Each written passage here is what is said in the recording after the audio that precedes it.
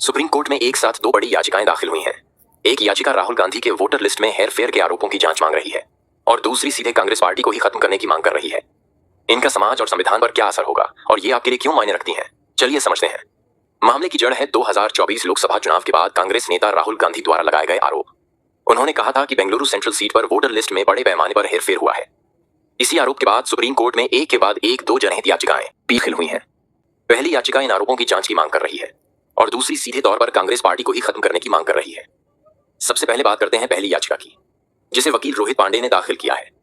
पांडे जी की याचिका का मकसद राहुल गांधी के आरोपों की निष्पक्ष जांच कराना है।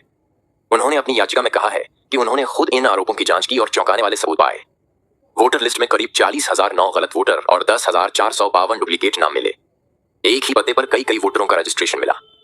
पांडे जी ने मांग की है कि एक विशेष जांच दल SIT बने, जिसकी अगुवाई सुप्रीम कोर्ट के किसी पूर्व जज द्वारा की जाए। उनका तर्क है कि अगर ये आरोप सही निकले तो यह एक व्यक्ति एक वोट के सिद्धांत का उल्लंघन होगा, जो हमारे लोकतंत्र की रीढ़ है। अब बात करते हैं दूसरी और सबसे सनसनीखेज याचिका की, जिसे अखिल भारत हिंदू महासभा के पूर्व उपाध्यक्ष सतीश कुमार अग्रवाल ने दायर किया है। यह याचिका कांग्रेस पार्टी को ही एक राजनीतिक दल के रूप में खत्म करने की मांग करती है। अग्रवाल जी का आरोप है कि कांग्रेस, राहुल गांधी और मल्लिकार्जुन खड़गे ने चुनाव आयोग के खिलाफ जो वोट चोरी अभियान चलाया वह पूरी तरह से संविधान विरोधी है। याचिकाकर्ता का कहना है कि चुनाव आयोग एक संवैधानिक संस्था है और INC ने अपने पंजीकरण के समय संविधान के प्रति निष्ठा की शपथ ली थी। लेकिन उनके नेताओं के वोट चोर जैसे अशोभनीय और निराधार आरोप चुनाव आयोग की साख को ठेस पहुंचा रहे हैं, जो सीधे तौर पर हमारे लोकतंत्र को कमजोर करता है।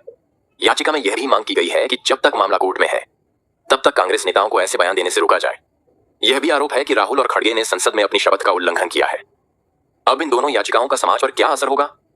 अगर वोटर लिस्ट में गड़बड़ी साबित हुई तो लोगों का चुनाव आयोग पर भरोसा टूटेगा, वोट देने का उत्साह कम हो सकता है, खासकर गरीब, अल्पसंख्यक और दूर दराज के लोगों में। एक व्यक्ति एक वोट का सिद्धांत कमजोर होने से लोकतंत्र की नींव हिल सकती है।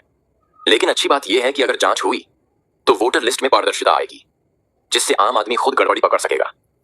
अब अगर हम दूसरी याचिका की बात करें तो इसका समाज पर एक अलग तरह का असर हो सकता है। यह याचिका एक बहुत बड़ा सवाल उठाती है कि आलोचना और मानहानि के बीच की लक्ष्मण रेखा क्या है। एक तरफ हमारे लोकतंत्र में राजनीतिक दलों को खुलकर अपनी बात रखने की आजादी है, जो स्वस्थ लोकतंत्र के लिए जरूरी भी है। लेकिन दूसरी तरफ अगर ये आरोप बिना किसी ठोस सबूत के लगाए जाते हैं, और वो भी एक संवैधानिक संस्था पर, तो क्या यह अभिव्यक्ति की आजादी का दुरुपयोग नहीं है?